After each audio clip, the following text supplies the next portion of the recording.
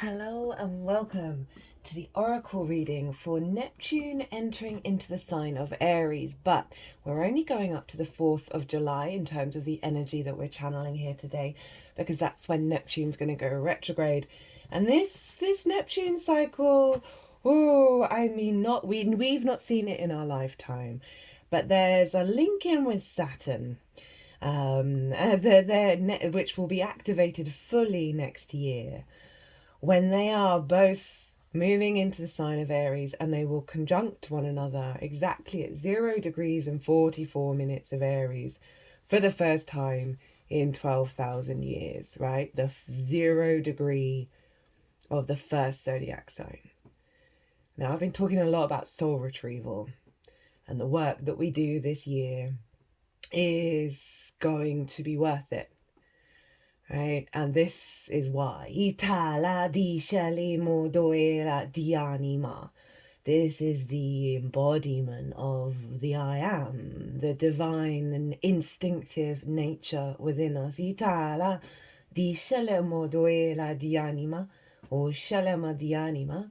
So we're preparing our vessel for this very, very powerful upgrade. Hello and welcome. My name's Chloe. I work with card divination, astrology, and as you just heard, and as you can see, I channel multidimensional energies through my body, both in the form of physical and vocal light language. All of this is going to bring in healing, attunement, and activation codes to the messages that are going to come through for us from these beautiful oracle cards. I pulled these cards before starting the Neptune transit. And so they've been sitting on the table, vibrating through the All 12 Sign series, as well as the collective reading.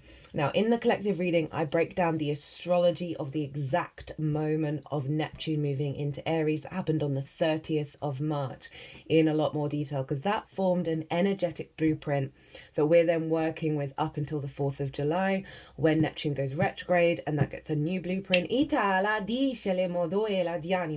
The sun and the moon were in the sign of Aries at the time of the ingress. It was just after the eclipse. This card came flying out, and this card came out in the eclipse reading for Aries. So that Aries eclipse energy is very much in alignment with what's going on with Neptune. And the main message from that was, there is no fight. There is no quest. I know, we all want a purpose, right? we all want something to rage against as well. No, no, we're in full surrender to activate our divine yang instinct. The pure flow state of Neptune.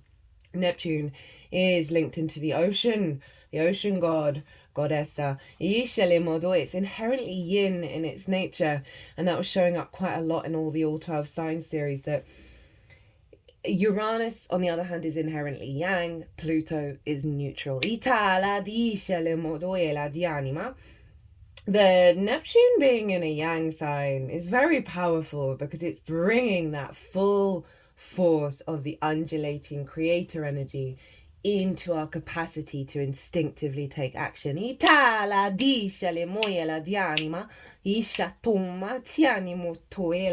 But as I was saying, at the time of the ingress, the sun and the moon were still in the sign of Aries. The moon was conjunct Chiron, the wounded healer, the master teacher, right? So for the next couple of months, up until the 4th of July, we're doing some big healing work, guys. That soul retrieval, that going into the pit, right? But I keep getting this image of like our souls, in the plane with the pack on, and we've signed up for it, right? Even though you're like, oh, I did not fucking sign up for this bullshit. But you did, right? And this is what Neptune's infusing within us, this warrior, spiritual warrior energy, that we are here to embody our incarnation fully with the vibrant life force. And there's a knowing, there's a confidence, there's a determination, there is a ferocity of our soul that's like, yes, we've got this, let's go let's roll. That's the vibe. But also let go of control. right? Know that you've got that. Know that that's in you. And then let go of control, let go of the reins. That came through very powerfully in the end of the collective reading. Because Mars was over in the sign of Cancer. Mars rules Aries. Mars is going to be ruling Neptune for the next 14 years. Admittedly, Neptune's going to retrograde. It's going to dip back into Pisces, where Jupiter will take over for a little bit. But predominantly, wherever Mars is, in the sky is going to be influencing what's going on with Neptune. Wherever your natal Mars is going to be influencing what's going on with Neptune as well. Look into your own chart. Look to where your Neptune is as well in your own chart. These are great ways of adding layers on to your understanding of what Neptune's up to. You can go even further and further and deeper in all the complexity of it all. But Mars is the warrior energy, the builder. Let's go. Let's get up. Let's move. Let's take action. Let's live.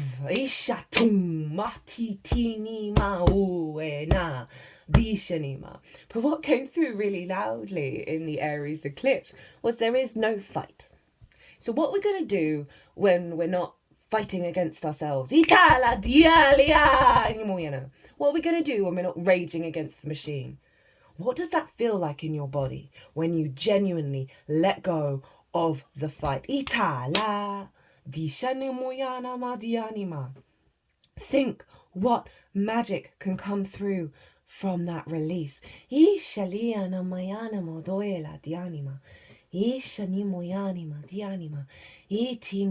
Mars was in Cancer, ruled by the moon. The moon was in Aries, ruled by Mars. This is called mutual reception. They are psychically hotlined with each other. They are nanu, right? They are interlocked, the moon and Mars, with this Neptune cycle up until the 4th of July, of deep healing around the I am, around the autonomy, the freedom, the liberation of your own spirit and your emotional responses and your motivation and your drive, and how that can drain us. When we face against wounds, when we face against conflict, we switch off, we disconnect. We feel so much grief, so much pain. That moon was conjunct Chiron, squaring Mars. Squares are an aspect of Mars. Mars, for me, inherently is the will to build, right? But can bring conflict, drama, frustration, friction, right? Breaking things up in order to rebuild from a stronger place of your own divinity, where there is no fight. Doesn't mean that there isn't passion, there isn't motivation, there isn't drive, but we are not raging against the machine. This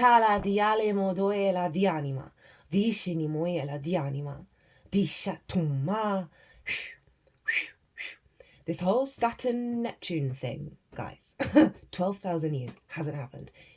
0 degrees of Aries, the world axis. A real recalibration of the fight, flight, fear response. The parasympathetic nervous system, the sympathetic nervous system, the imbalance between the two. We are recalibrating our nervous system, which is our instincts. Away from fear, away from the fight, away from the struggle. We are building with Saturn, but we've got to be integral with the truth of actually how do we really want to operate. Anytime you really want to fight, it's usually because you're in pain. Or somebody else has hurt somebody else and you're protecting them. When really we're all love bugs. We are all love bugs. We're just love bugs who got hurt. The desire to bolt and run.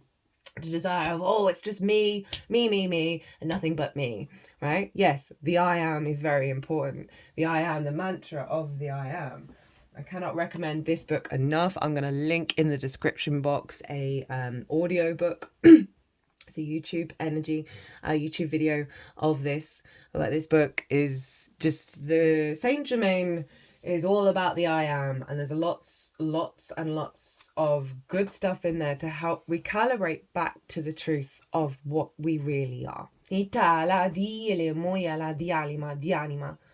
Because underneath all that pain, all that rage, all that frustration is just the desire for meaningful connection, for meaningful existence, for resonance, for engagement, for passion. Itala dice le modo e la di anima, dice ni modo for tenderness.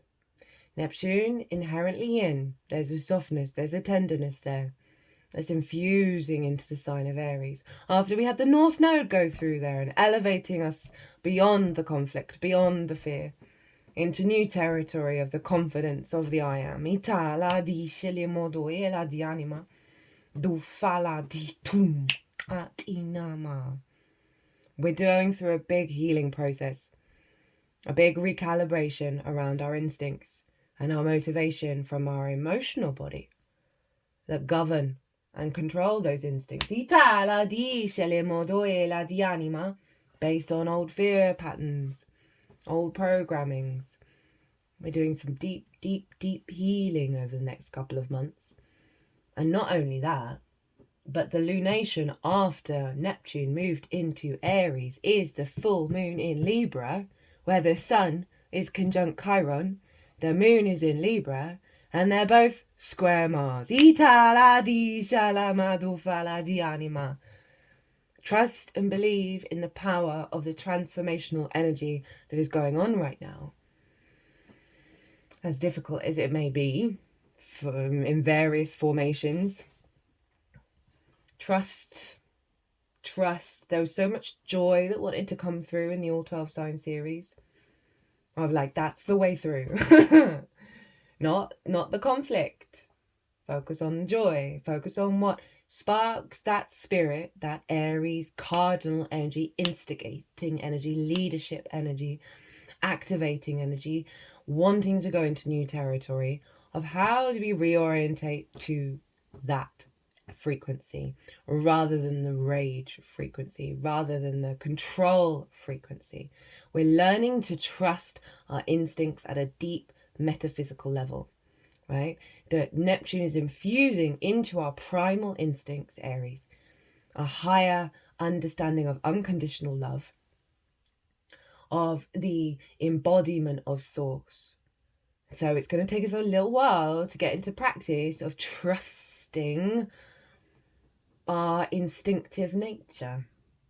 I've got 2 cats. Well, I don't have them.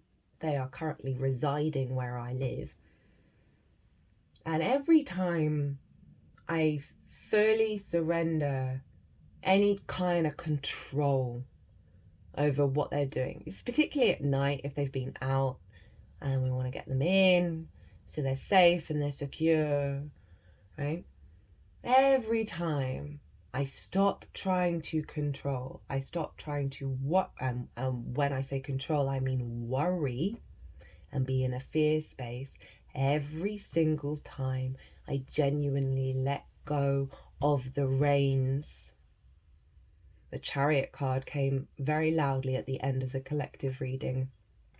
And Mars is in Cancer and the Chariot card is the Cancer card. Letting go of the reins allows the divine to come through in all things. Every time I've done that with the cats, they have come in of their own accord, without any worry, without any fear. It's all natural ebb and flow, all in divine timing. Itala diala diala dianima, ishalama doela. But it's so hard for us to let go of that. And that's why the astrology of this year is insane, because that Virgo South Node is supporting all of this, of letting go of the control, of the plans, of the micromanagement, of the judgment, right? Get out of the entanglement with the outside world. Tend to your inner flame, tend to your inner instinct, and allow that to guide you and trust in it. Itala di shalani muyanama, ishalamado idianimoyanama, itana, italemuyanamo di shanima.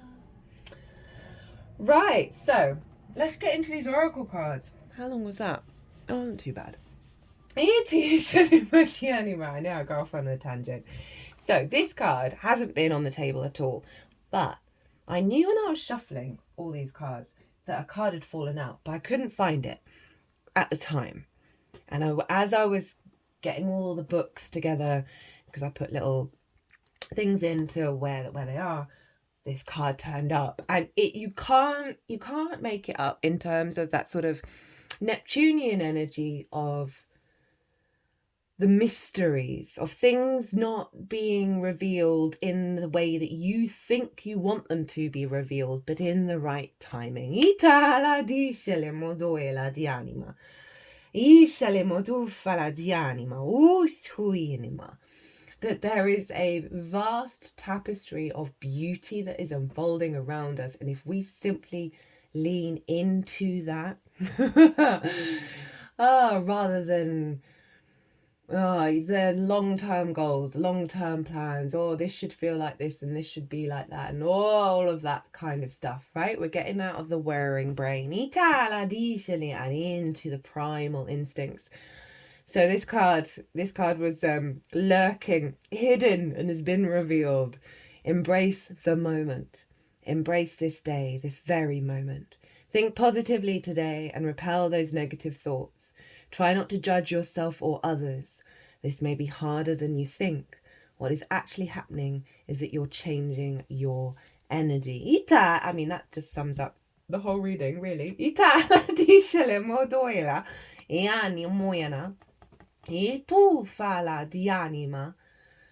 But with all of this squaring Mars, Moon, Chiron stuff, right? There's challenges at the moment. There's big stuff coming up. And that Libra full moon, which is the first lunation after the event of the ingress. Itala dice le modoela di anima. Dice ni mu. Dienima. Dienima. Dianimoya titanimoitima.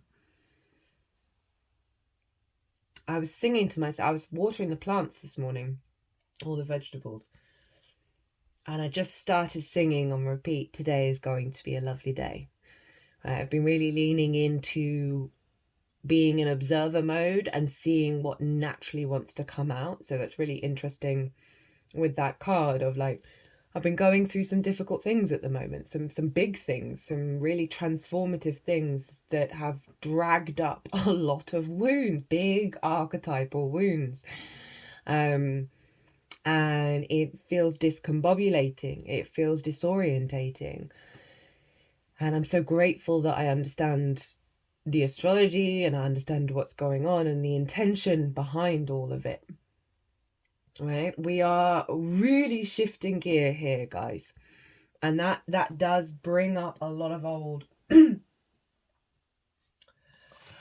distortions. We're placing this card in your hands, for we feel the negative thoughts you're having about others as well as yourself. We understand that life can get you down and all the hard work you do every day to support yourself and others can be challenging. Don't let the outside world tarnish or dilute your brilliance. Remember, all thought creates reality and the situations in your life. Even thoughts are made up of energy, whether they're positive or negative. When you think a thought, your aura will amplify it with energy and put it out into the universe. By monitoring your thoughts, you'll have conscious control in shaping your day as well as your future. Learn to embrace the moment. If you're having a cup of tea, just drink your tea. If you're enjoying a meal, then just eat your meal. If you're walking, then just walk. Appreciate, focus, and be in the moment of what you're doing. By doing so, you'll remain in the powerful present. So when we're whirring in the mind, we're distorting reality, aren't we? Right? We're making assumptions and we have expectations, and it's creating a distortion field around us.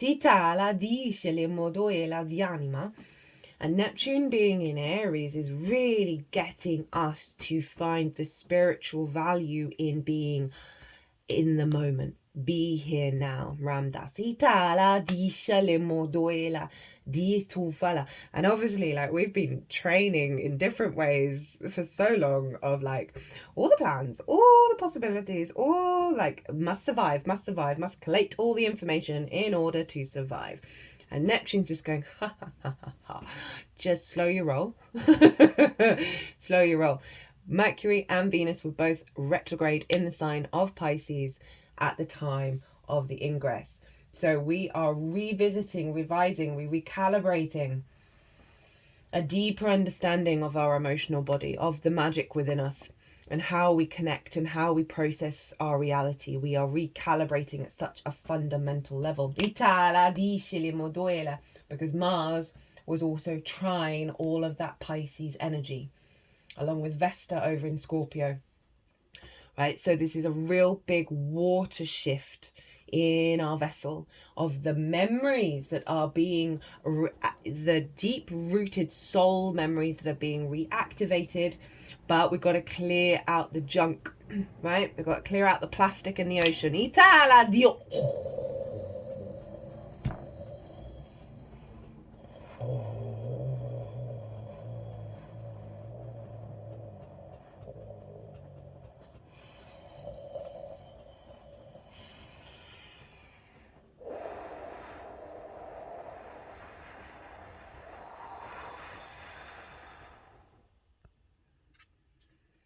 Dia tati shala moyana maditanima, nitale modoela dishinima, itatatinima, ino moyana, do shala maditani motoela. Yeah. This is the filtration system that's coming through. Itala, the download that's coming through, the code that's coming in. They're activating a filtration system. We've got the wise salt card here of the cleansing. Itala di shili moyala. Diale modoela dianimo. You know, this card always sort of reminds me of Saturn being in the sign of Pisces, right? Of the wisdom that we understand. Saturn in Pisces is bringing awareness to the cause and effect of all the big collective emotional body, right? And helping cleanse that and build new structures based on that wisdom and that observation.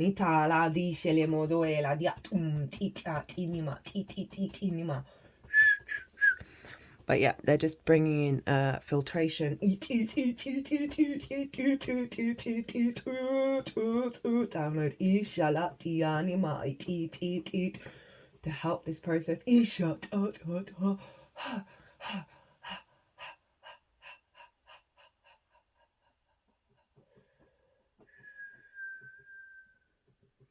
They were at the sacral chakra, and the other hand was at the sacral chakra and is now at the heart space.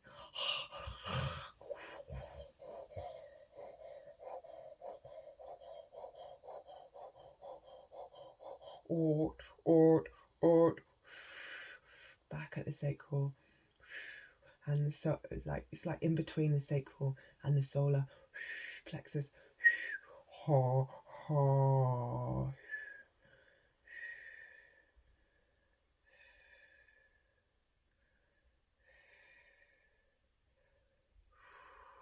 Oh, my third eye's now throbbing.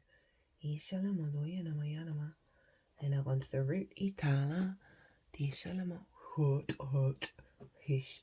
Ha. Ya. Aishanya. Ho. Nah.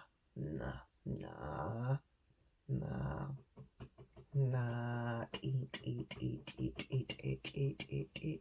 Oot.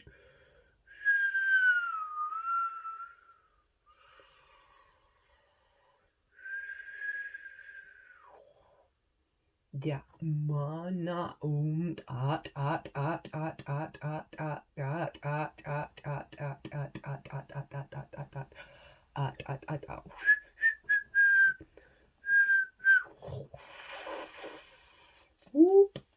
We've now put it at the heart space. Itala. Dishele modoye la dianima. Ishani modo isha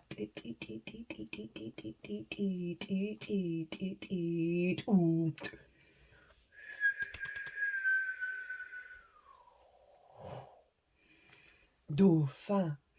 Dauphin. Dianimo yala di shelimo dianimalama. Di shelimo dianima dianima. Dianima dianima dianima. Hello from heaven. Your loved ones in the spirit world want to connect with you as much as you want to connect with them. They know you've been thinking of them and they're sending you signs and symbols to show you how much they love you, to prove that they are with you at this time. This card comes forth now because you may be thinking of someone you're missing. So this serves as validation that he or she is still with you. When a loved one passes and leaves this physical world, the familiar methods of ordinary communication get interrupted for a time until a new form of communication is established. Spirit people are trying to get your attention through special signs and symbols. This is their new way of connecting with you. Trust that it's really your loved one presence you're feeling. Acknowledge when they visit you in your dreams or when they send specific scents that remind you of them. Another way for them to let you know they're around is blinking lights, TV sets turning on and off, shiny pennies and dimes suddenly appearing, or even cell phones ringing with their name being displayed. These are just some of the many signs and symbols, so put a loving thought out to them and let them know you're ready to receive more and that they've got your attention. Be thankful for these signs and symbols. Cherish and hold them close to your heart, for they truly are hellos from heaven. Now, as I was reading that, all I was getting is this is your soul retrieval. The aspects of your soul that you feel are disconnected from you, that everything is gathering around, everything is coming towards to come into the vessel.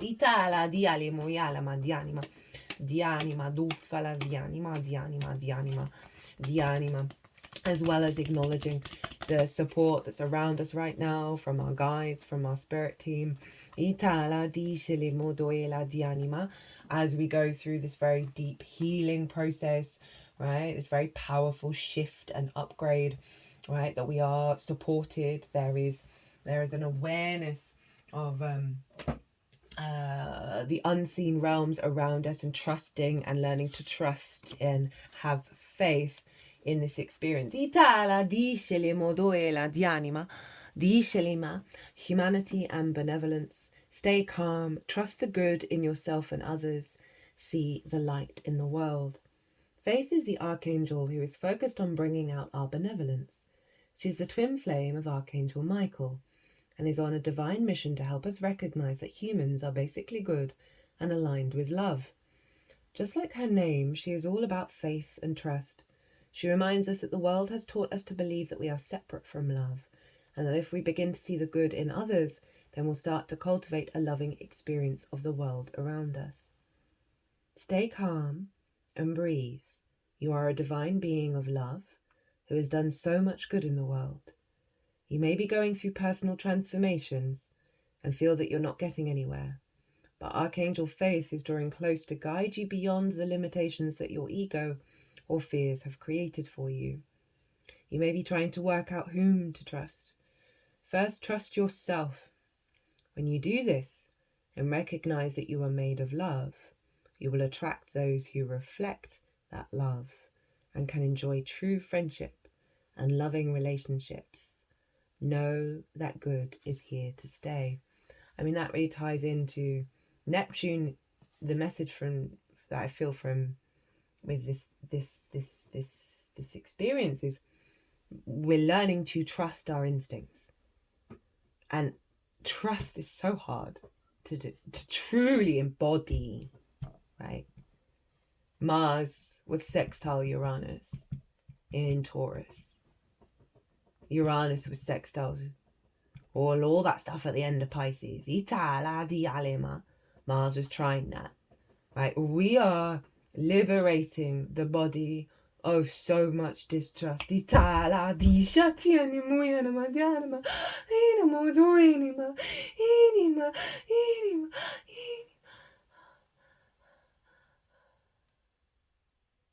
shatumma hitum hut do it a tink it a ti it a ti ti. Ucha tina na itina ut it ita ti ti ti ti ti ti ti ti ti ti ti ti ti ti ti ti ti. La madisha le madoffa la diatana itinia motoe la diachanima do ina. You hear the vibe shift, right? There was some grief that came through with that got transmuted. Ita la disha le madoffa la dianima diachatina tuma itoela. Oh, guys, this year. Hold the line, and buckle up, buttercup. It's just been a phrase that keeps coming through. You know, this sort of little buttercup that's like, you know, reaching for the sunlight. It's golden light. It's very delicate. We've got to buckle up. We are that little buttercup and hold the line and trust. And trust what's happening. Wisdom, grit, preservation. Wise salt is a sacred ingredient of preservation. In due time and with due experience, the alchemist slowly develops these granules of wisdom that can someday be passed to another. Salt retains, preserves, and absorbs. It brings complexity to flavours and grit to slippery roads, such as the magic of Salpatine. Someone who carries wise salt is immediately recognisable.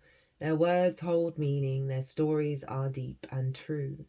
They have wisdom that cannot be attained by any other means than decades of pain and pleasure. You may experience wise salt through the elders of the community. When this card appears, know that everything you are going through will be of use down the line. Alchemically, you are being brined. Preserve what you can, let go of the rest, and lean heavily on your elders.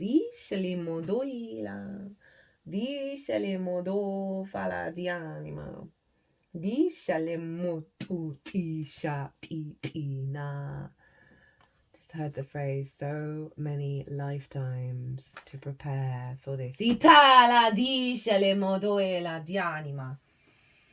Disce moto fatishana ma ut.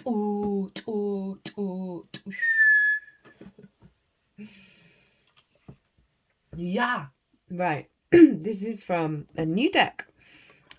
From a fellow tarot reader called the Nordic Light. I've linked her in the description box, and this is the deck that she made, and I'm really enjoying it. And I've linked her website where you can get it. I believe she offers free worldwide shipping. And it was after a couple of months ago, but it was after a period of like, I've got a couple of tarot readers that I sort of regularly watch, and I just wasn't connecting with any of them at all, like not a single one. And I sort of acknowledged that and then let it go. And then all of a sudden, the Nordic Light showed up on my newsfeed. And it was that kind of acknowledgement of, you can acknowledge when something's not working. You can acknowledge when there isn't a resonance. But don't try and control it. Don't try and fight it. Go about your day. Right? And source is going to show up with the thing that you need because you've acknowledged, oh, wait a minute, the energy isn't connecting here. Okay, I'm going to go do my thing. And then source will be like, oh, they've acknowledged that that wasn't working, so we're going to bring through something that does.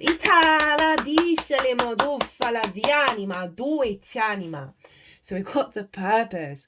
2, 2, 2. Keep the faith. Neptune is all about faith. It is the gateway to source. It's about bringing different realities into your own. It's unconditional love. It's the deep, undulating awareness of everything, that all that is connected. We've got balance, harmony, trust, standing strong. That's what it feels like with that Aries energy, with that Mars energy, It's the acknowledgement that we are the spiritual warrior, that we signed up for this, but it's not about going into battle. It's just that power energy of standing strong in your power, in your autonomy of your experience, and how you have all the resources you need within you. Positive attitude, divine timing, high vision, keep up the good work, abundant blessings. The purpose is to align with our natural instincts of divinity, and then see what the fuck happens, right? You know, when we let go of the fight, do you know how much dense energy we just, and then wide open to the interconnectedness of all things.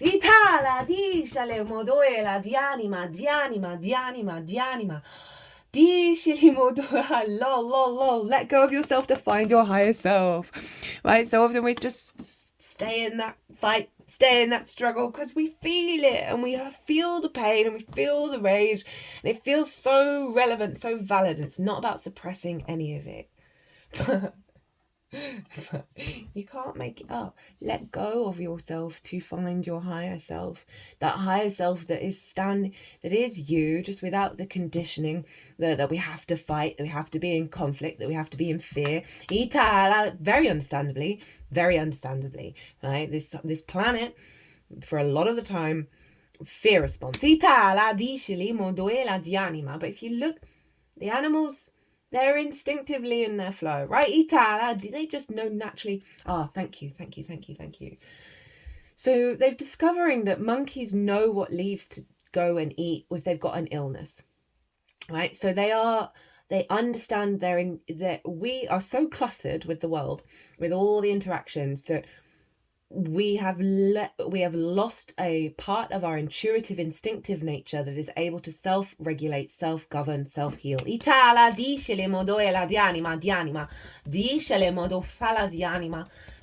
externalize all of our authority. You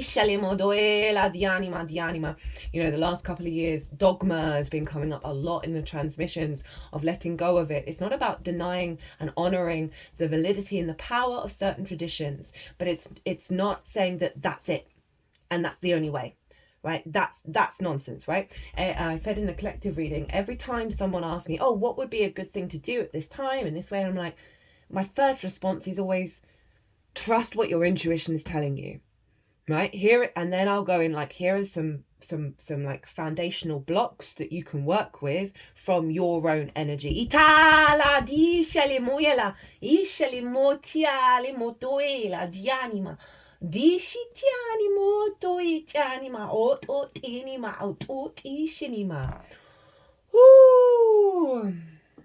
The angel of Danubrite. I come with you with a message from your higher self, who is waiting for you to make contact, ask you to create a silent space and become part of that silent space. Then through that silence, I can talk to you. Danubrite clears pathways and will dissolve blocks on whatever level they are present. Good for the thymus and spleen centers in relationship to the immune system, but they can be placed upon any chakra center. Good to meditate with to find the next step forward, and also what could be the obstacle to your spiritual growth. Danubrite will bring problems to the surface and clear mental and emotional blockages, bringing about a release of negative energy. Because of its rapid movement of energy, it can bring about a transference of consciousness to the planes of divine intelligence and love.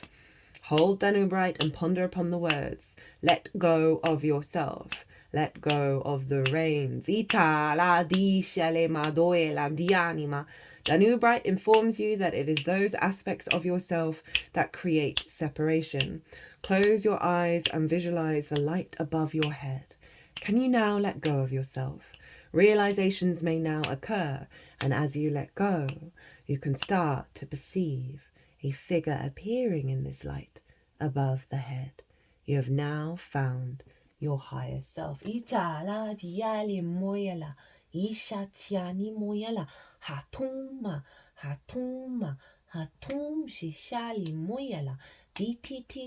There is no hierarchy, right? There is no hierarchy. There is no hierarchy. There There is only openness to receive. Itala, and exchange and transmit and engage. Itala, dishele monima. Ishele moyala dianima dianima. Itoela dishele modoela dianima. Doela dianima dianima. Oh, I love this moon in Cancer energy following that of friendship, of the union with yourself. The union with yourself. The I am, the divine I am that was always you. Just got to go through the conditioning and learning to trust. Diale modoela dianima. Diana, so appropriate, you know, the moon was in Aries, but rules Cancer, and Mars is in Cancer, so we've got a combination of that coming together. Itala dishele modoela. Diani modoela. You know, so you can go through life as your own friend, right? And enjoy your experiences if you are in union with your dear friend. And that life, there is a friendship, there's a kinship, right? A deep, meaningful kinship, an awareness and an understanding of self, of the I am, that is being embedded within us, that is soothing our soul's grief over separation and abandonment. Itala dishele modoela di anima, ishele modoela di anima, otoela, dishele ma. Oh, I didn't read from the book of Keep the Faith. The purpose, your positive attitude and faith is moving you towards your blessings. Keep doing what you're doing because it's working. And in the unintegrated polarity, we've got you're losing yourself. Maybe your faith is being tested by some difficult situation. That is definitely the Mars square, the moon and Chiron. Try to find your balance again and clarity will come to you. So we're seesawing at the moment. But this is the intention of what's going on. Right? These cards represent the intention of what Neptune's up to up until the 4th of July. And with the astrology, with that square with Chiron and the moon, the power of it, but it's hardcore. Itala disha tu fala disha tina mo portal.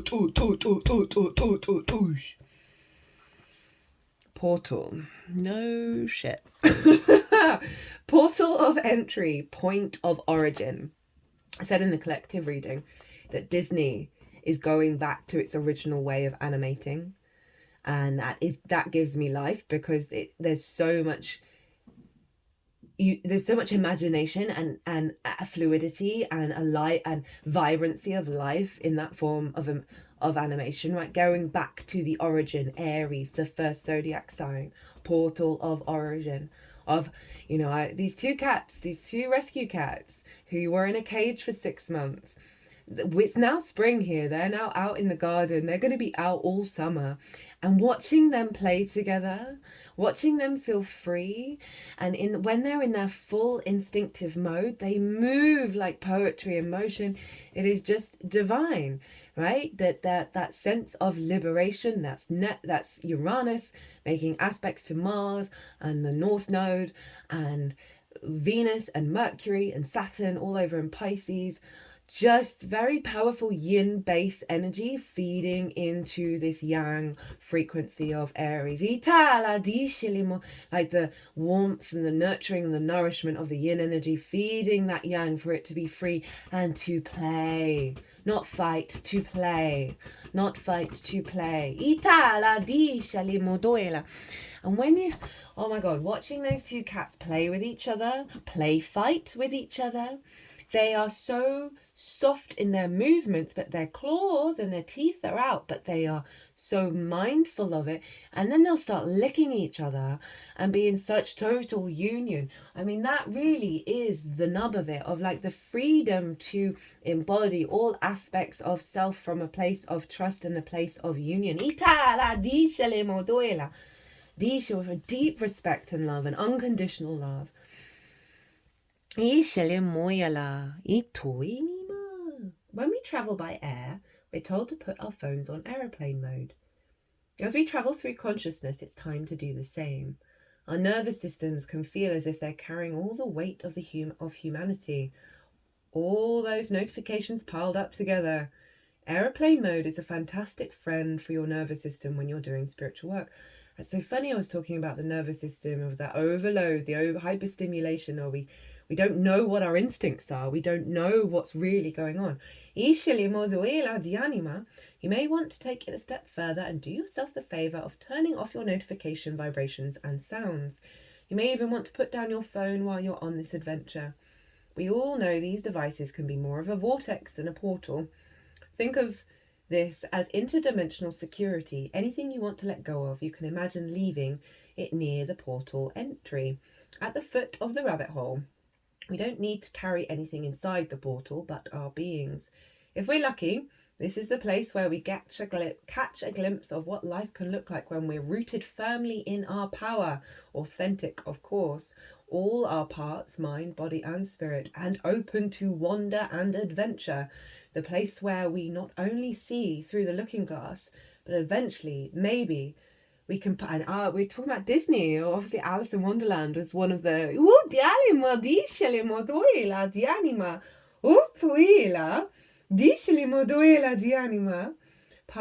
and there's some beautiful scenes in the original where, I mean, I'm not a big fan of the CGI just because it blocks out the freedom of us to explore our own understanding of something, right? It conjures up so much vitality when there is a lightness of touch. The place where we not only see through the looking glass, but eventually maybe we can pass through it. This week, practice the idea of allowing yourself, right, so let's do this up to the 4th of July. Up to the 4th of July, practice the idea of allowing yourself to imagine setting down anything that may be weighing you down in preparation for your next adventure. Aries is always about the going into new territory, the frontier energy of expanding, the adventure, the thrill of it. Right? Setting down those things that don't serve that. That's the Chiron energy, releasing those wounds, turning it into wisdom so we can boldly go where no human has gone before. Oh God, I was a Trekkie as a kid. I'm still a Trekkie. There's no getting around it. Janeway for the win. Consider what portals or ways of being you may have already passed through or caught glimpses of. The right side of my third eye is throbbing. And then we've got these two very beautiful cards underneath each other. We've got love, compassion, and then nurture, self-healing, Ruby Ray, birthing the new earth.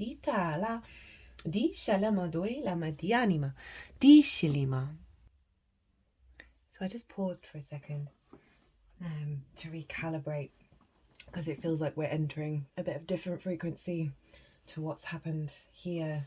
And I just looked at the chart again, and Juno was retrograde at 1 degree of Sagittarius. So trining Neptune, and Juno represents commitment, our ride or die, but it's retrograde. So it's a revisiting over our understanding of what freedom is, right? Freedom is very much a Sagittarius energy, this need to roam, right? This shifting and changing, the following the good vibes. So we're reorientating and recalibrating our commitment to a deeper level of our spiritual understanding of that passion, of that drive, of the good vibes, of the love, right? The igniting of our life force. So again, with the Mercury and Venus being retrograde at the time of the ingress, and Juno, it really is deepening our understanding of our reality and our the connection to our love in regards to our commitment to how we move through the world with that Sagittarius energy, right? And then allowing in a stronger capacity for us to embody at our root primal energy that intensification of what love really feels like, right? At its truest form, not through the distortions, not through the false commitments. So those things, those false commitments are likely to show up over the next couple of months because of that Juno retrograde, but it's a trine, which is an aspect of Jupiter. It's a yes planet, right? It's a free-flowing energy, both fire energy. So they're really in alignment with one another of the intention of this recalibration. this wisdom, of this sense of the deepening of our understanding, that's allowing for more opportunities and abundance to come through, because we're going deep, deep, deep into the very rooted instinct within us around how we commit to our life force. Because I feel like so many of us have some broken commitments or distorted commitments to our life force, around the pain and the hurt, right? And now we pull back our life force, and this very much feels like a dissolving of those restrictions, of those limitations, and allowing for the all-encompassing nature of Neptune to feed into our life force, rather than fighting against when we don't witness what our life force truly needs in our own experience. It's not getting diminished by those limitations. It in fact is cultivating a deeper sense of power. So love and compassion, very Neptunian in its energy. In this beautiful image, we see hands reaching towards each other through a heart. The green field surrounding them is the colour of the fourth or heart chakra. It's when we feel love in our heart centre that we not only naturally emit the healing energy of compassion, but we also attract love and compassion. Studies by the HeartMath Institute, the HeartMath Institute, reveal that the electrical signals from the heart are up to 60 times stronger than the brain's, and the magnetic field is as much as 5,000 times more powerful, right? So I learned that the electromagnetic field of the mind is like 3 inches and the heart is 3 feet, right? So it's this, when we operate from that unconditional love of Neptune at our instincts, oh my goodness, what the capacity for us to transform our reality in that way is going to be profound. It's an energy frequency that we've probably only encountered once, maybe twice in a lifetime, and we're feeling that sense of deep resonance. Through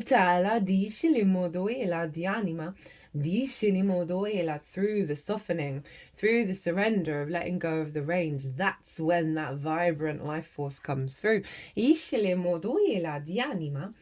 given that our thinking patterns affect our feelings and in turn our reality.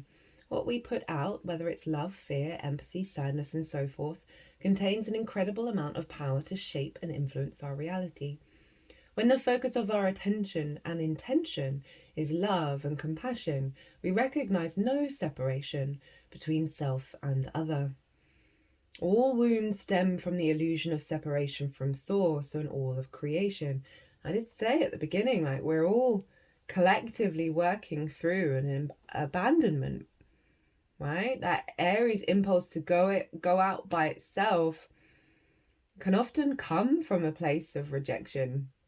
I think about the mythology around Mars or Aries, right, in the Greek mythology, and the masculine energy when we were in small bands, settled bands of peoples. When there were too many teenage boys, they would kick them out and put them into the forest. Think about that. Think about that rejection, that then through that rejection, that yang energy was like, well, I'm going to do it all by myself. I can handle it. When all they want is a cuddle. While I was pausing, I saw something up on my computer. It was a video recommendation of this comic who was referencing, there's this series that's come out on Netflix called Adolescence. I've not seen it. And the tagline was that the manosphere is getting raged up over this Adolescence series.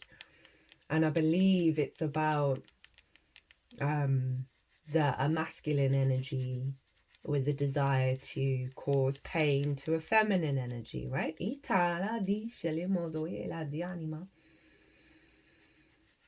And it is my strong belief in all ways that everything stems from love.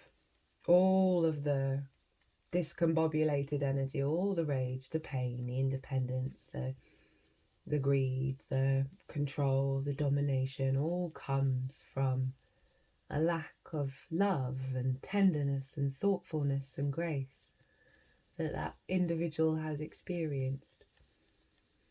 You know, we're told it's a harsh, harsh world out there. And to, you know, strengthen ourselves against that. And yes, we do need to strengthen ourselves against that, lest it take away our tenderness and our grace and our thoughtfulness and our care, right? It's not to diminish that, it's not to negate that, it's not to dispel that, it's to strengthen ourselves so we can still hold that space against all things. They're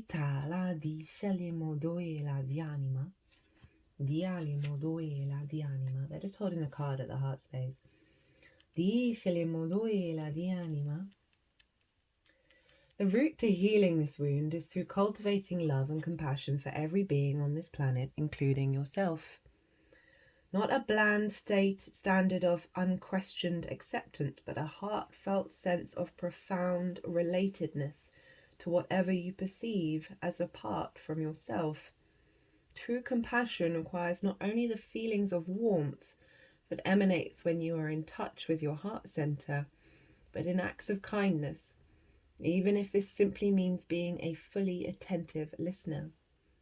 Respect the fact that your heart is a giver, putting out electrical energy, and a receiver, drawing in magnetic energy. These energies are best sensed by attending to the steady flow of your breathing, while also noticing your heart area. Righteousness, fear, anger, and judgment are some common ways to block your natural desire to love. Forgiveness is not only letting go of judgment, but also seeing through all the illusion that you and all that is are separate. Look about you and inside of you, and do your best to love whatever you see. Itala dishele moyanama, dishele moyanima dianima, nisha nama yana, ishali madu fala nima, dishele modoela dianima. I mean, this is such a beautiful image to sort of represent the yin energy of Neptune in a fire sign with all that red. To soothe the wounds of the warrior. To soothe the wounds of distrust. Nurture. Number 11. Self-healing, ruby ray, birthing the new earth. Divine co-creation, grounding divine energies, loving womb of Mother Gaia, birthing the new earth.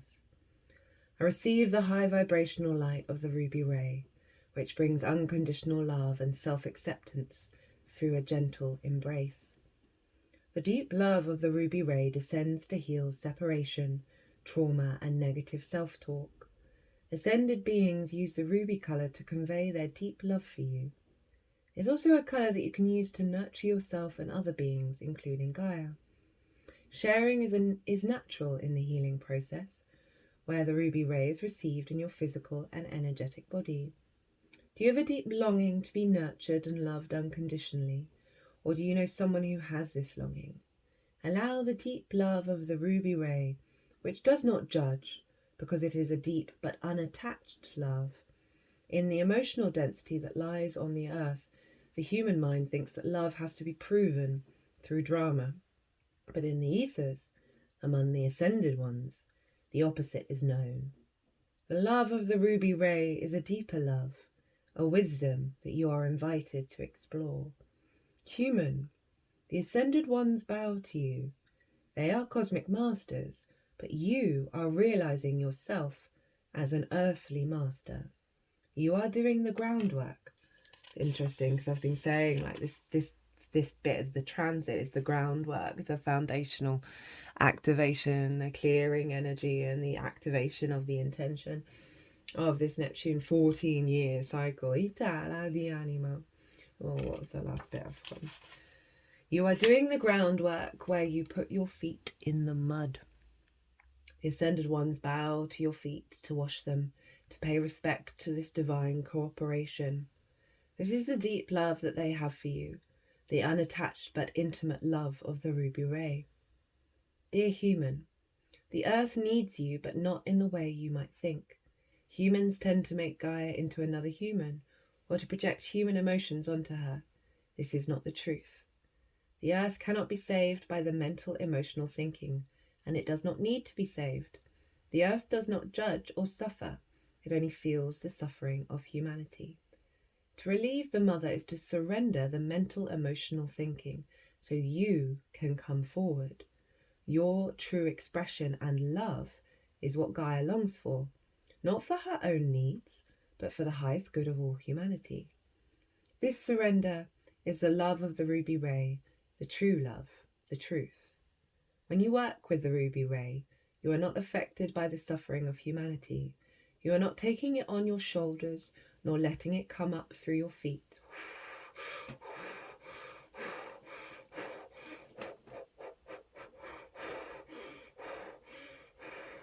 So they're just doing stuff with my feet at the moment. Feels like they're disconnecting from that weight. Eat.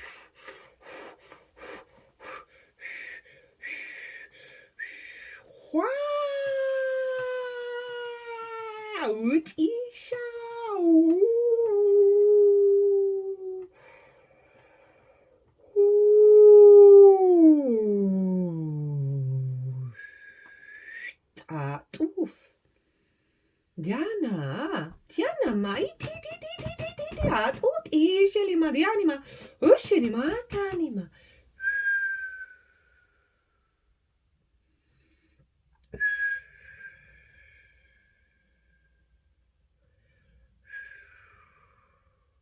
Rather, you are composing divine music while the Ascended Ones conduct an orchestra of light. Together you bring in the ruby love that clears the density. Itala di shetiale mot ot dialima dianima dianima dianima dianima dianima dushaliani maya dishali motufala yani moyela dishani moyela dishali moyela dianima dishatinima oyanama dianima ot oshinima dianima doela dianima di shinima do fala di shalimoyala itana ma di shanimoyana doela do fati shani anima.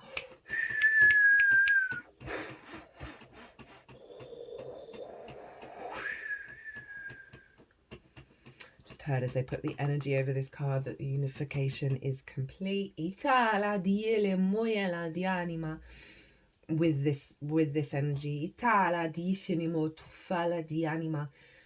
The more that we embody this frequency rather than the pain and the grief, the more that we trip the light fantastic. Itala di shalimo diala dianima itinima. The more that is then available to the earth, to the collective. By denying it, that sacrifice, that conflict, we're just entangling ourselves back into the density.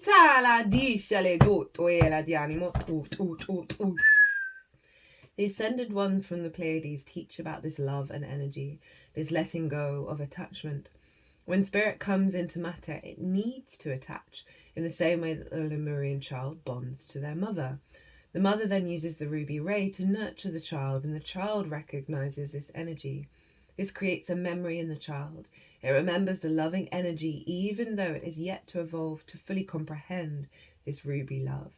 Through immersion of love and life, the Lemurian evolves, and their understanding of love and life is purified and refined. This is a natural and cosmic process of evolution. The Pleiadians have always worked with the earth. The Lemurians offer to channel this energy to allow it to descend as a crystalline grid on the earth. This is how the new earth is birthed, through divine cooperation. Each is respected in their mastery, whether they are an earthly master or a cosmic master, whether they are a mother or a child.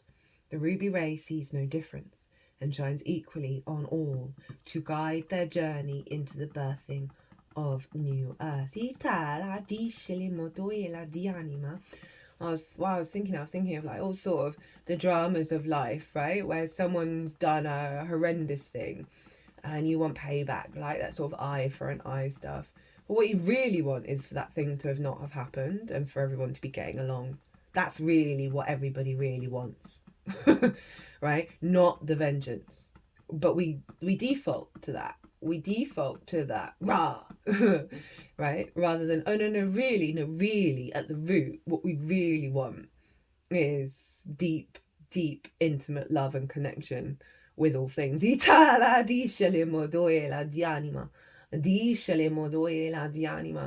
And every time we step out of that, we're distorting our own heart space. She's got my right hand over the heart area, not the heart chakra.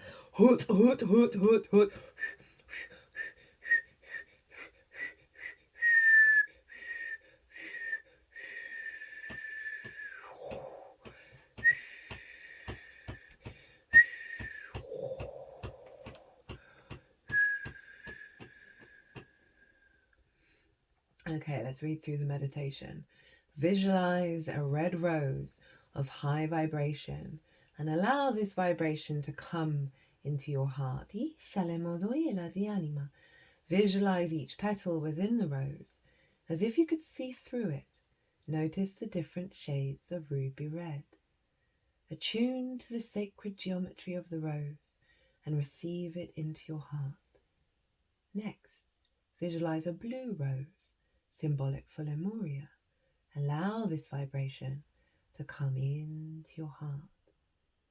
Visualize each petal within the rose as if you could see through it. Notice the different shades of cobalt to turquoise and oceanic green. Attune to the sacred geometry of the blue rose and receive it within your heart. Visualize that the red rose and the blue rose come together as if they were made of light and not matter. Allow them to merge.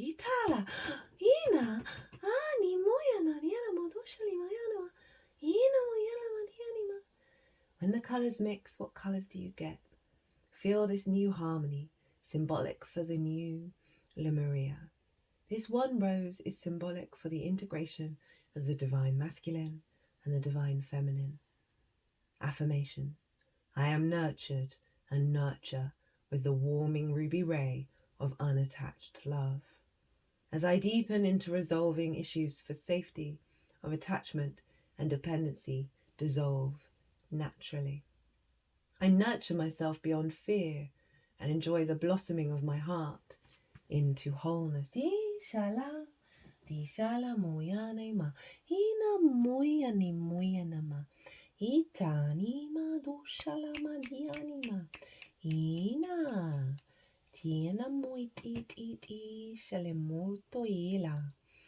So these two cards come from this amazing deck called Soul Cards, deck number 1. And so this is some beautiful imagery for what Neptune's up to. This offering of the revitalization of our life force through the unification and acceptance of self. We all have the masculine and feminine within us, right? There are 6 yin signs and 6 yang signs, or 6 day signs or 6 night signs within everyone's chart, right? So we are here to really make peace with the self, and from that be open to that just life force pouring out by being open. And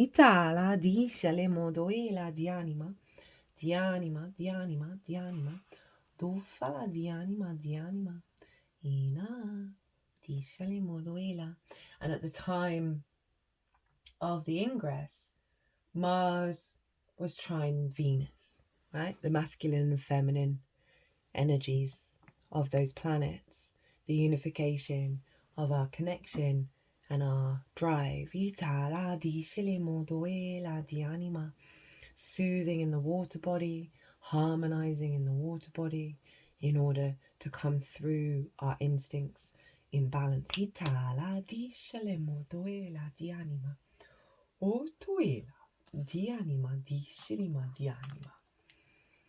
So, inspired action is always pleasurable action.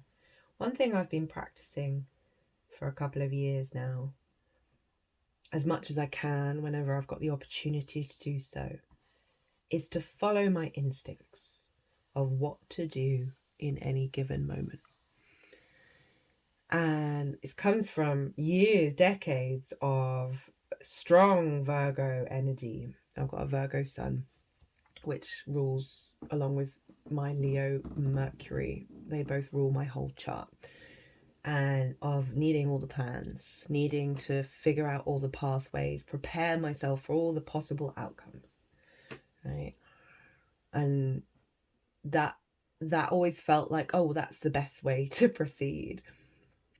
And yet the more I lean into following what my instincts are telling me to do in any given moment, rather than, oh, this would be a good time to do this, I have more life force, more energy, more space to do all of the things, because everything is in divine alignment when you learn to trust yourself, right? So this is a process of learning to trust yourself, because inspired action, because that's where it comes from, when you let go of the reins and you're at peace in the moment, that's when the inspiration comes through, the eureka moment. The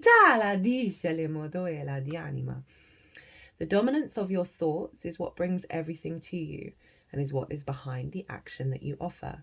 By seeking good feeling thoughts that align with your source, your action will then always feel good.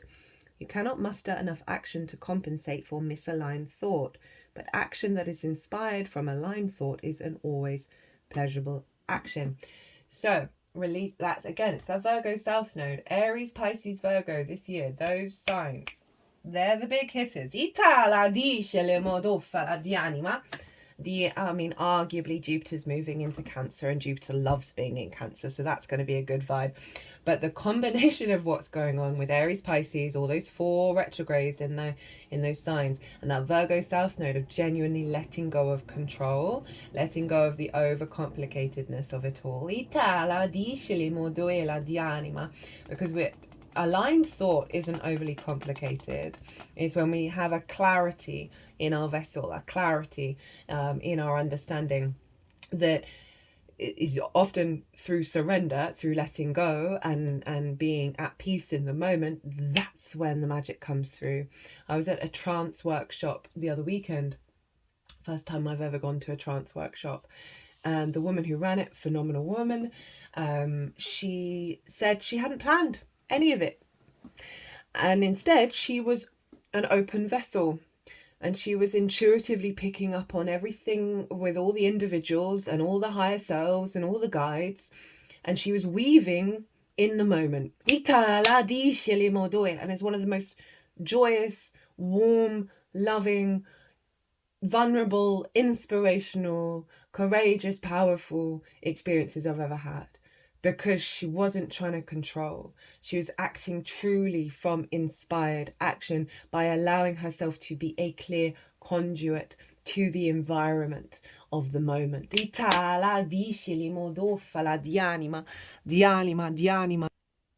We're all sailing on the cosmic ocean. And when you learn to let go of the reins and just get into the instinct of the flow, you activate so many superpowers that move you in the best way possible, right? That it is that flow state, right? And this is, part of the bigger picture of the whole Neptune transit. Create right now, not just during soft good times. Now this is harnessing and highlighting the fact that we got that Mars square, Moon and Chiron imprinted into this. Being too comfortable is a recipe for terrible art. If you keep waiting for things to get better, you may find that time never comes. Your job is not to wait for the world to get more magical, it's to make it more magical. As in, get in your own vibe of what you want to be doing despite what may be going on around you. See the magic in what's going on and create with it. That square between Mars and the Moon and Chiron is not a soft good time, right? It's powerful, it's building energy, but it's not a la la la la la la la la la la. It is like, and so Neptune is going a little wink wink, nod nod. Cultivate that inner magic within you. Understand that that is around you, and we are here to cultivate our own individual magic with Neptune in Aries, that we are creating our own reality, right? Despite what may be coming towards us, we are in the process of developing our skills to transform. And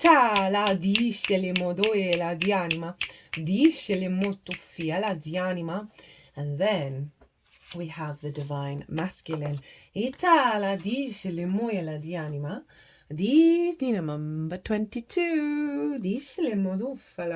The frequency of divine masculine supports our strong, focused and active side, allowing it to express itself while helping us to bring our dreams and ideas into form with kindness and wisdom. The three-dimensional reality is based on the duality between opposites and their eternal movement towards union. Everything is created in pairs, male, female, matter, spirit, empty, full, light, dark, and so on. Without the tension caused by the magnetic push and pull of duals, there would be no movement, and without movement there would be no life as we know it. When the push and pull of opposites is equal, a state of balance is achieved. For humans to live harmoniously with each other, the masculine and the feminine have to reach, that's so interesting with that card, reach a state of union, both outward in relationship to each other, as well as inward, in a balanced state of heart, mind, and soul. The masculine and feminine attributes inside all of us have to be fully realized, understood, and expressed. Now that we are moving into new energy, the enhanced qualities of these two opposites in human nature are emerging and urging us to let go of the roles we have traditionally assigned in the past, allowing a new masculinity and new femininity to arise. The divine masculine is strong, directed, sensual and balanced, yet conscious, gentle and compassionate. I mean, this is very Neptune, very yin in nature in Aries. I'm here for this. Able to facilitate the expression of the divine feminine. This masculinity is focused, active and intrinsically connected to the material physical world, providing security, structure and reason. Okay, while I'm reading this, I was thinking about how I brought up in the collective reading about the parasympathetic nervous state and the sympathetic nervous state, and how I really need to double down and look this up again. Every time I forget which way round it is. So we've got fight, flight, fawn, freeze mode, right? That I think is the sympathetic nervous state, and the parasympathetic nervous state is the rest and digest, right? And we should be in the rest and digest 98% of the time, and only 2% in the fight flight. And if you think about the atom, right, and how a lot of it's just emptiness, and there's a tiny fraction of matter, which is why you see in Hinduism the sense of everything is an illusion, right? It's we see that, right, that mythology come up in terms of how we look at the computer world of, oh, everything's a hologram. You know, that was very prominent in Tibetan Buddhism, right? But now we've got computers which have a framework of how we look at the world, of like the matrix, right? And it's the yin and the yang. and the yin takes up more space. But the yang is empowered by that energy, by allowing that surrender to let go. Its power of manifestation and activation magnifies by accepting the proportion of reality.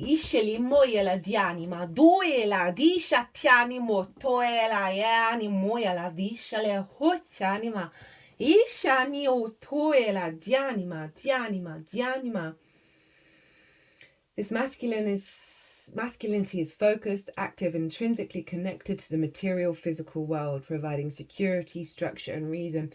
And that's reminding me of when I did a little rabbit hole on near-death experiences, and how predominantly, even if someone had a terrible life, or if they, I'm not going to say the word, but you can assume what I'm meaning, had an intention to not be here, predominantly those who've had a near-death experience are like, no, this is it. This is where we're supposed to be, to create right now. The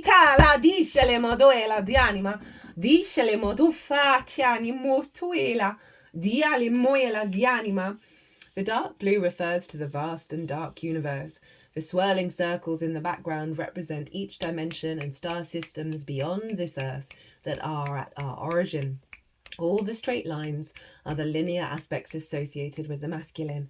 The crystals and diamond shapes symbolize the beauty and immeasurable value that a truly expressed masculinity holds. The spirals refer to the flowing feminine nature that are also part of true divine masculine. That's what I love about the yin-yang symbol, right? The real honoring that there is a part of both sides of the same coin within each other. Right, and that's where their power is. And if you think about the yin yang, you can also sort of extend it to the infinity symbol, right? Well, I don't have my ring on me with the infinity symbol. It's like a figure 8, right, on its side.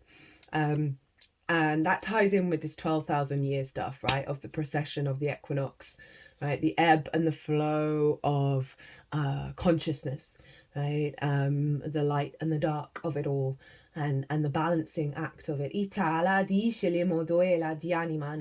precession of the equinox is 24,000 years. So the midpoint is 12,000 years. We're kind of heading to that midpoint, and with that Neptune Saturn happening the last 12,000 years, Rory Duff, phenomenal geobiologist, he tracks the energy lines, the ley lines, the dragon lines in the earth that come from the center of the earth, the energy frequency. And he was tracking that and noticing the vibrancy of them getting longer and bigger and longer and longer and longer. And he came to this conclusion that there is a cosmic wave that comes from the center of the solar of the Milky Way. That hits us every 12,000 years. It's like the sort of golden age energy. And we're in it right now, guys. And the astrology is really backing it up.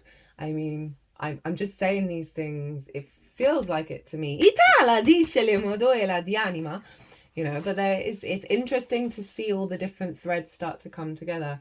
Ishele modoela diali modoela dianima. Ishele moela dianima.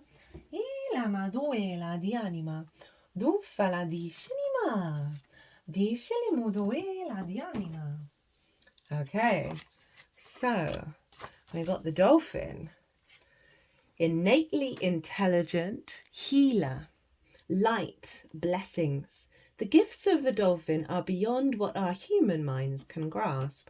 Dolphin personalities are often drawn to the healing arts as they are sensitive to the subtle and enjoy working on the levels of spirit. It's easy for dolphin types to underestimate the impact they make in the world. These creatures play such an important role in the wheel of karma that coming into contact with a dolphin type will change the entire course of your day and thus your life. This card can also indicate a profound blessing is on the way. When in balance, active healer, strong spiritual practice. When out of balance, underestimates own power. That's That's the nub that we're trying to get over and learn to trust in that, to bring into balance like-minded spirits. So we've got the play-like energy of the dolphin, right? That is coming through and understanding our own power, but doing it in a subtle, sensitive way. You know, dolphins weave and dance and flow in the waters of life. I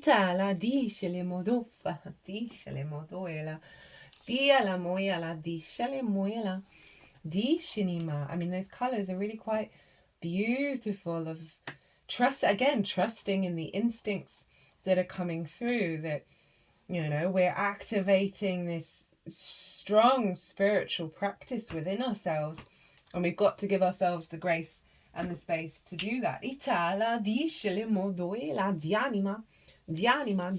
Now, we've got two cards that are number 44, which is quite powerful. We've got eyes on the prize. Trust in the guidance of your North Star. I'm sure a lot of you have had this experience where you're growing up as a person and people tend to treat you like you were 18 months ago. And it's really frustrating sometimes when you're growing up and becoming more capable. It is the same with a company and the same with the press. The press is going to have a lag time. The best thing we can do about the press is to embrace them and keep our eyes on the prize, and the press and the stock price will take care of themselves. That's a quote from Steve Jobs. I.e., it's kind of referencing the drama and the kickback from the lag.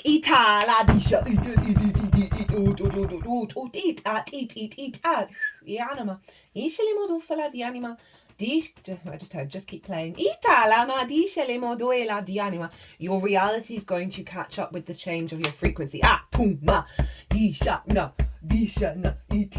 Because when things shift in the multidimensional sphere, it takes the 3D experience to take a little while to realize, oh, wait a minute. We're not in Kansas anymore. As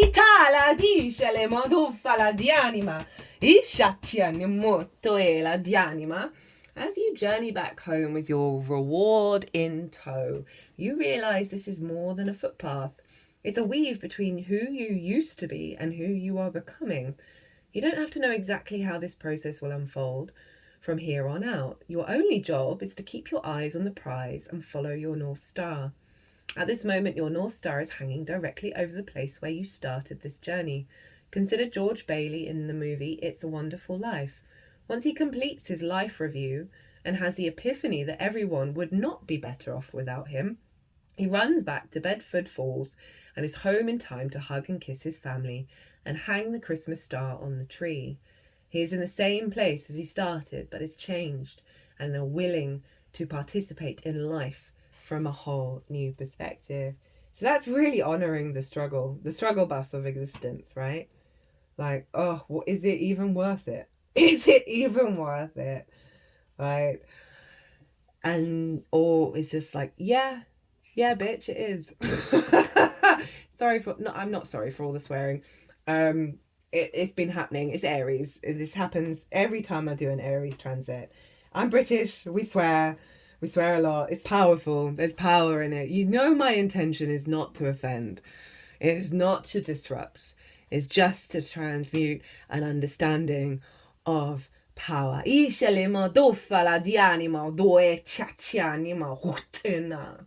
Dream symbol, star. I just want to read that again.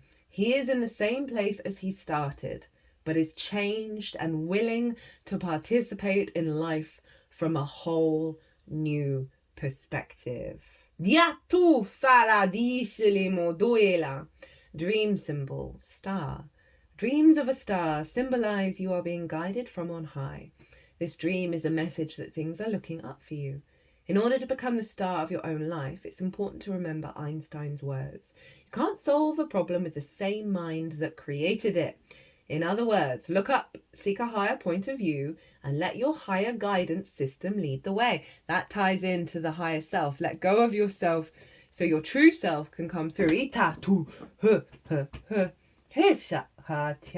he cha cha cha, he cha cha, hut hut hut hut.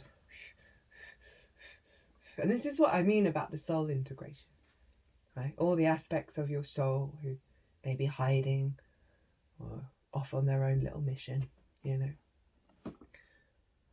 that we're here to excavate and figure out that there are even missing pieces. Itala, diali, moyala, di shat inima, to the full multi-fractured, fractal nature of our own being. Eat.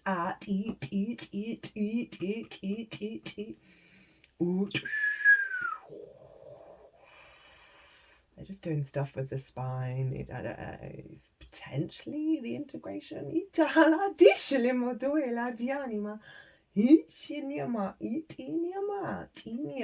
All right, we're activating the higher guidance system. All the energy out of both of my hands is getting very loud.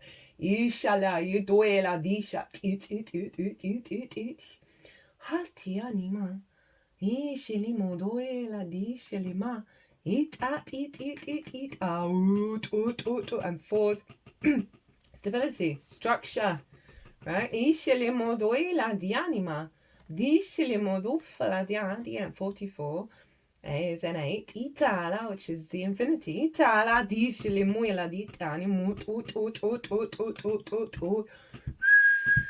Yana, we're not there yet. Mantra. I am connected with the celestial body of the universe. I have permission to shine at maximum wattage. Itala.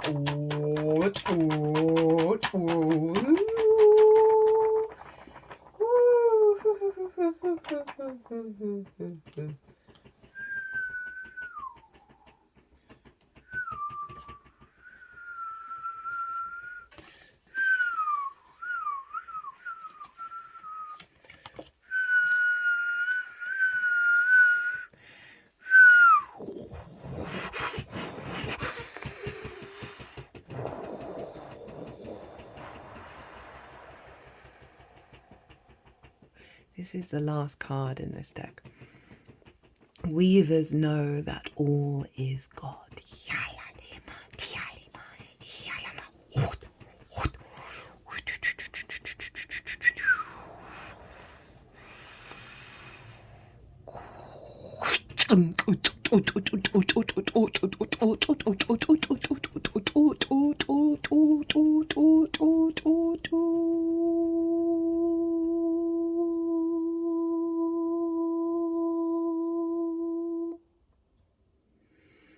Essential meaning: the conscious universe is the source of supply.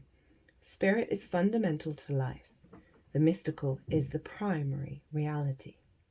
The weavers know that all is God. Do you? This is a profound, magical time of your life. And it's important that you recognize your relationship with your higher power as essential and primary. Consider all the gifts of your very existence. When you breathe, ask yourself who is breathing you. What force moves through you, animating you and those you love? The universe is a spark of life within you and nature. In you is true magic, connecting you to the web of all creation. Each strand woven on your behalf is pure consciousness. Right now, you're being asked to remember this and feel what that means to you. Every single thing in your life is sacred and infused with the power of Spirit, God, the conscious universe. Even your difficulties are infused with the sacred and are always beckoning you to remember who you truly are. An immortal, spiritual being having a mortal human experience. Can you see right now that whatever you're asking about has divinity sparkling through it. Treat the subject of your query with reverence and step into the sacred dance. You cannot go wrong. You're meant to have this experience now.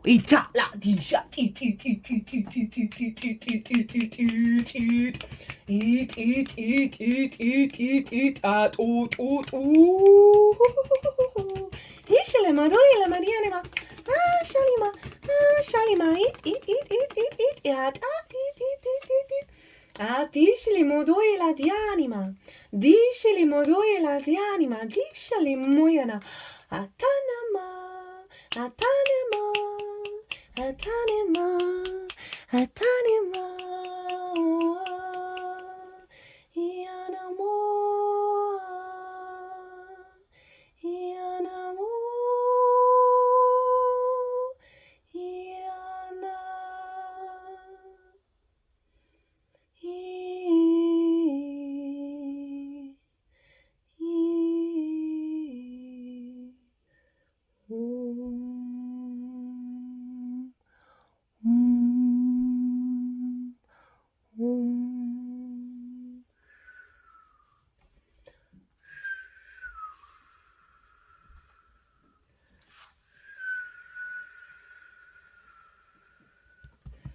Shalama di anima at eat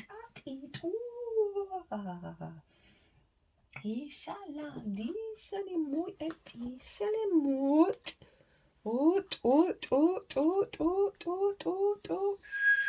Yanama di shalimutuela Ditana Ditana.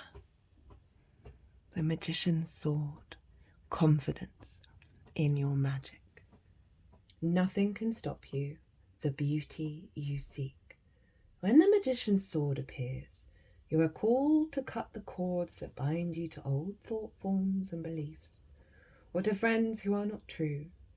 With the power of the magician's sword, nothing can stop you, hurt you, or turn you away from the beauty you seek or the goal you desire with all your heart. The sword is a tool, not a weapon, so make sure you wield it wisely and for the greater good. Find the stuck places where you are kept tethered to a toxic person, a particular location, or a faulty thought or belief, and let the blade do its magic. You have a large endowment of magic available to you when you believe in miracles. But don't look to the heavens to grant you a wish. Look within. The magician's sword to cut through limiting beliefs. And remember that use the magician's sword to cut through limiting beliefs. And remember that all beliefs are limiting. Yat, yat, yat, yat, oot, eat, yat, yat, yat, yat. And focus your intention in order to create what you wish. You have all the tools you need for the task at hand. You need only muster the wherewithal to deploy the resources you have. When the magician's sword appears, it is time to get moving. This is not a tool for contemplation, for gazing at the finely polished edge. It is the instrument calling for decisive action. And remember, the sword is alive, with a wisdom you can summon to help you find the best course of action. Diale modoffa la disce modoe la dianima. But weaving with the subtle energies of the dolphin. Isce modoe la dianima, disce motofiela. You know, this is such a very powerful energy that's coming through with all this healing and releasing that Neptune's up to. Ita la disce modoe la. There's bringing, as I said, it's this inner trust in our instinctive nature. It's in a clarity of we create our own reality. Ita la discili, the I am. Neptune and the I am. Neptune brings different realities into our own. So the power of that coming from the center point. Ita la discili modoe la dianima. Woof! Discili modoe la dianima. Third eye activation, brow chakra, inner vision, clear seeing. The third eye or brow chakra is the energy center found in the middle of the forehead, between the brows. Often represented as an eye, it governs all aspects of our vision, including dreaming, reading between the lines, visualization, and even having psychic insights. This card transports us through a gateway representing our spiritual connections. Seeing with our inner eye is our divine right, and our soul self has never forgotten how to do it. In fact, we are often using this special talent even when we don't realize it. For example, when we imagine something before it happens. Anoint the space between your brows with your favorite essential oil. Close your eyes and massage this space. Tell your inner vision it is safe for it to be fully activated. Affirm, I am willing to see. Ishala doa doa doa doa doa doa doa di shalemoya ma di anima. Di shalemoya ma di anima di anima di anima. Ot. Yanima. Yanima. Yanima. Doot. Yanima. This gateway encourages you to unlock your psychic abilities and to stop questioning your divine ability to see. Know that great potential and healing will be unleashed when this space is activated. And then this is all about trust. And very much that sort of Neptunian energy of all the different realities that are not necessarily the tangible. This gateway encourages you to unlock your psychic abilities and to stop questioning your divine ability to see. Know that great potential and healing will be unleashed when this space is activated. If you have an intuition about something, trust what you are seeing. This is a sacred time for the psychic potential that you have had since childhood is awakening from slumber. You've always been a dreamer, sometimes thinking about how the future will show up or revisiting the past. Now the gifts that have been discouraged in the past are reawakening, and your inner vision is stronger than you imagine. You have an innate ability to see further than human eyes and are able to identify the energies of what is going on around you with your activated third eye.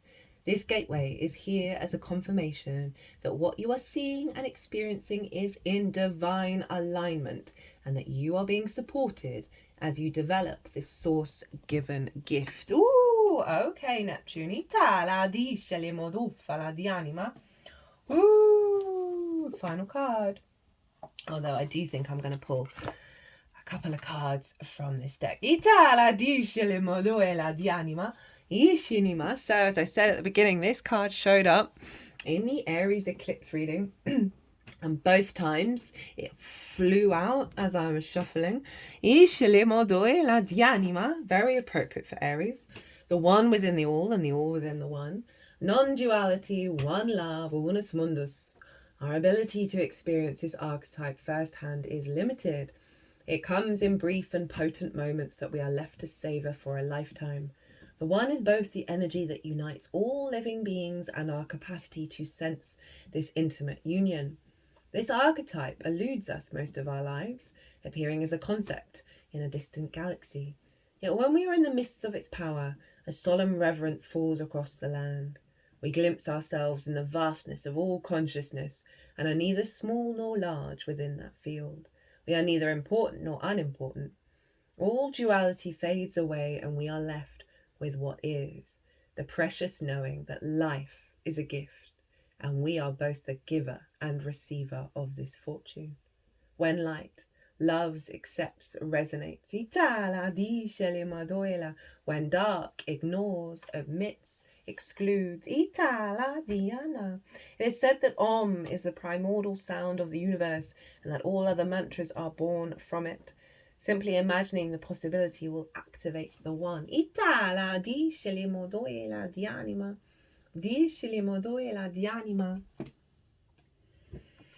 And that is also bringing in the fact that Neptune's going to retrograde back into Pisces, right? The all within... Oh, God. You can't make it up, guys. I transcend. Connect with your guides. Sensitive, empathetic, compassionate, dreamy, artistic, creative, imaginative, spiritual, indecisive, escapist, confused, conflicted. So yeah, Neptune's going to be one of the 4 planets that's retrograding back into Pisces over Aries. And I know in modern astrology they associate Neptune as ruling Pisces. I don't work with that energy. I understand why Neptune's linked there, but I find that the outer planets don't necessarily want to be bound to any sign. Right,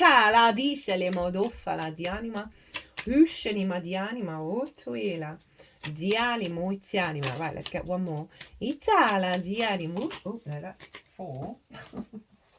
Well, we did have 44, didn't we? Oh no, that's half the deck actually. So there's going to be a bit of scattering of the self in order to reconfigure. With all those cards that went on the floor. Neptune is the great dissolver in the magma, in the volcanic hot lava. Oh, hi Chiron, the wounded healer, transforming pain into growth. Emotional, spiritual wounds, inner trauma, deep struggles, healing wisdom, insights, healing power, key to helping others. So that's doubling down. We've got Jupiter at the bottom of the deck. Light of wisdom. Lucky you, growth, expansion, abundance, faith, hope, mercy, blessings, generosity, positivity, honor, humor, good luck, blind optimism. So it is acknowledging this pain, these wounds that we are working through over the next couple of months. But we're headed to the light of wisdom. We're headed to that release, that abundant nature within ourselves. Well, my loves, I hope you enjoyed this reading as much as I did. I had a lot of fun. Some big transmissions came in. I like that they've activated a filtration system, amongst other things, in our field for us to work with this energy. Remember to sort of, if you want to deep dive even further into what Neptune's up to, look to where your Mars is in your natal chart, the house that it's in, what Mars is up to there. That's going to be adding a layer of imprint onto what's going on in the sign of Aries, as well as also look to where your Neptune is, right, in your chart and the house that it's in. The themes of that house are going to be playing a role over the next 14 years, and will do forever, right, until you go into your next incarnation of where that imprint is. You can go even into even more layers with it all, but those are just sort of the main hitters. When is Mars moving into Leo? Oh, I haven't written it down on my thing. Let me just pause and get that up.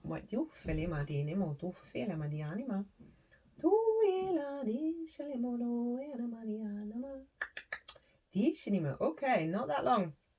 19th of April. 18th of April. 18th of April. So that's in 10 days. 8 days. In a week, Mars is going to move into Leo. So that's going to be a vibe shift for us all. It'll be trining Neptune, so we're going to get a lot of support and wisdom through our actions coming through with that. It's going to spend most of its time in Leo for this space.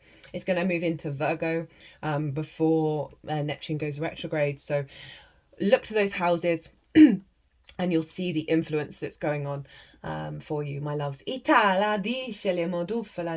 want a personal reading, perhaps to dive into what's going on with Neptune or anything else at all, my website is everywhere. And if you want to pay by PayPal, email me directly. But other than that, my loves, be good to yourselves, be good to those around you, safe travels, and be well until we meet again.